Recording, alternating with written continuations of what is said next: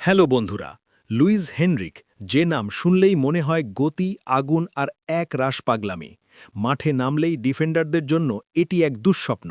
ডান দিক থেকে বল পেলেই অ্যাক্সিলারেশন আর ড্রিবলের মাধ্যমে সে একাই প্রতিপক্ষকে কাটিয়ে যায়। হেনরিক এখনও স্টার্টিং একাদশের নিয়মিত নয়, কারণ কখনো ভুল ডিসিশন নেয়, কখনো অপ্রয়োজনীয় ড্রিবল করে বল হারায়। কিন্তু এই অপরিপক্কতাই তাকে ভয়ঙ্কর করে তোলে। ৬০ মিনিটের পর যখন সবাই ক্লান্ত, হেনরিক নামলেই ম্যাচের টেম্পো বদলে যায়। ব্রাজিলের আক্রমণ হয়ে যায় দ্রুত, ডিফেন্স হয়ে যায় অস্থির, আর দর্শকরা উচ্ছ্বাসে উঠে দাঁড়ায়।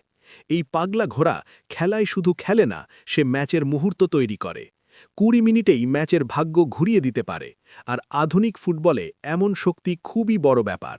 হেনরিককে কেবল গোল বা অ্যাসিস্ট দিয়ে বিচার করা যায় না, তার ইম্প্যাক্টই তাকে সত্যিকারের গেম চেঞ্জার করে তোলে।